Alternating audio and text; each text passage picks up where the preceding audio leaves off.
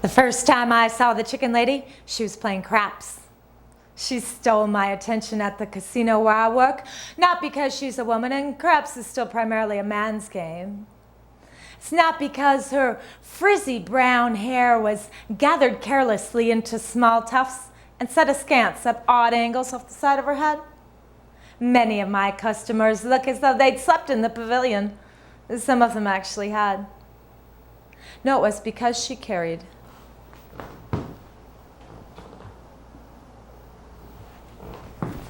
a book.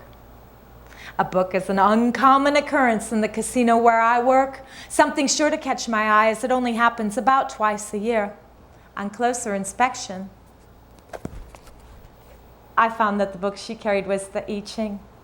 Now, if a book is a rare sight in the casino, a book of ancient Chinese philosophy is way out of line.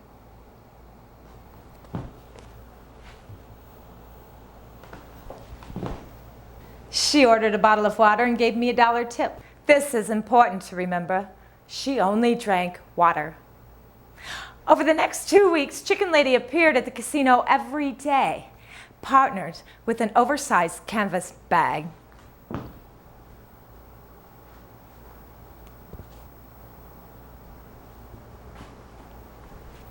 She played all of the games: craps, blackjack, baccarat, roulette, but never the slot machines. Apparently, she enjoyed the human interaction at the table games. She flirted incessantly with the other customers, women as well as men, with no intimation of preference. I always knew where I could find the chicken lady by the sound of her chanting. In low tones at high volume, she chanted something unintelligible, as if she had a direct link to God, her own God. Security warned her to keep it down while at the tables so as not to disturb the other gamblers. This seemed unnecessary to me. I've known gamblers to sit through fires, shootings, and heart attacks. It would take more than one eccentric woman to disturb them at their game. Chicken Lady complied with security by taping her mouth shut with duct tape that she produced from her oversized canvas bag.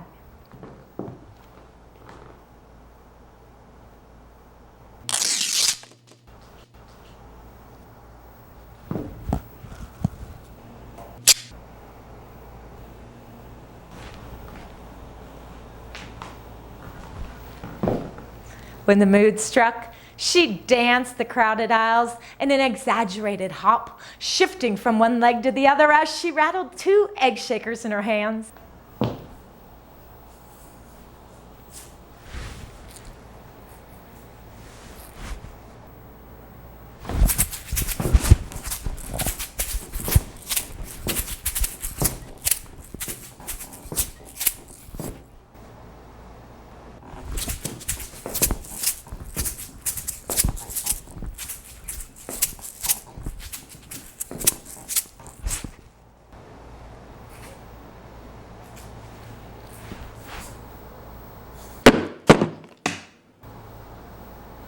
Whether she won money or she lost, her joy never left her. Joy is another of those rare entities not commonly found in the casino where I work. Only one thing could bring the chicken lady down from her perpetual high: evil spirits. Not surprisingly, she found them in the casino quite often. She had her own method for dealing with the annoying little bastards. Once I saw her perform a ritual to rid the roulette table of demons before she sat down to play. It involved special chants, a couple of dried up old chicken feet,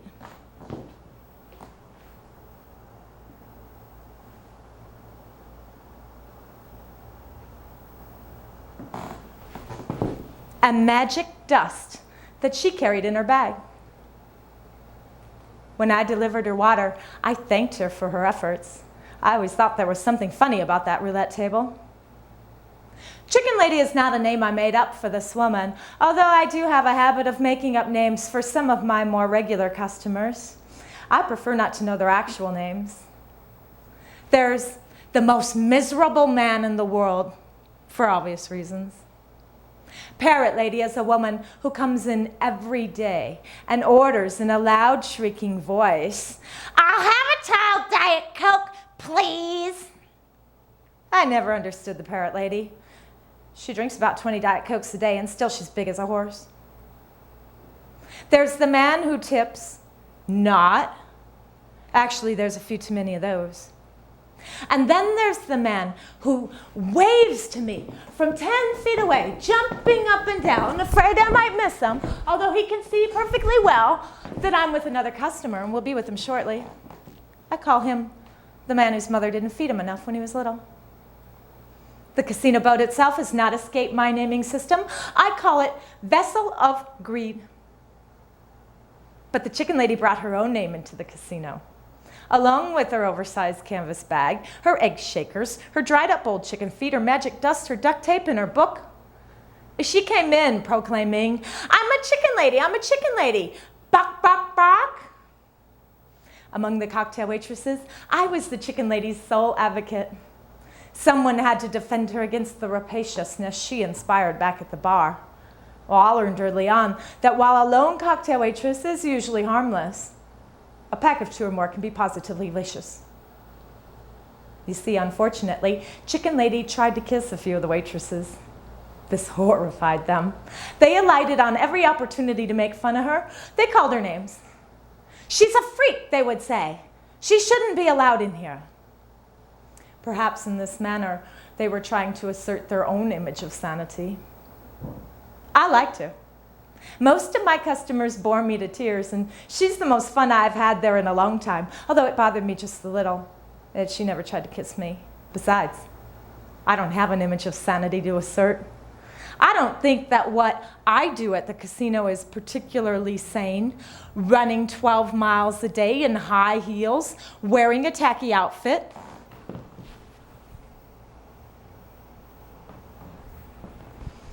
to serve drinks to people with gambling problems who may or may not tip me for my trouble. Oh, but the chicken lady's crazy. Or is she? What is crazy anyway? Is the chicken lady crazy because she sings and dances? Is she crazy because she once took off her shirt at the blackjack table? Security made her put it back on. Is the chicken lady crazy because she's aware of evil spirits that no one else seems to notice? Who's to say the evil spirits aren't there just because we can't see them? Or the good ones, for that matter? What is sanity? Is it sitting in front of a slot machine, slack-jawed and sullen, praying for sevens in red, white, and blue? Is it spending all waking hours trying to make the same 13 cards add up to 21? Is it giving a life savings only to receive a few free Diet Cokes? Native American tradition has no definition for mental illness. The natives reserve a special place in their esteem for those who are so touched. They consider those persons to be in possession of unique gifts, even if they don't always understand them. Holding a larger view, they can encompass that which cannot be seen. Perhaps this is a manifestation of their respect for the unknown and their belief that everyone has something to share. Well, I knew it had to happen sooner or later. Chicken Lady got herself escorted out of the casino along with her oversized canvas bag, her egg shakers,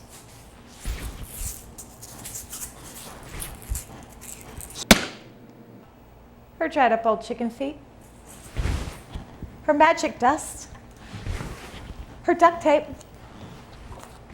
and her book.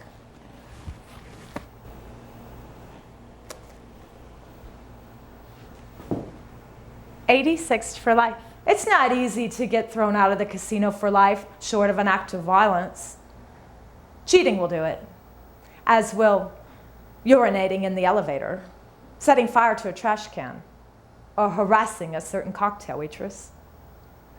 Chicken Lady did it by accusing the head of security of being the son of Satan while lobbing ice cubes at his bald head. She won't be back, and I will miss her.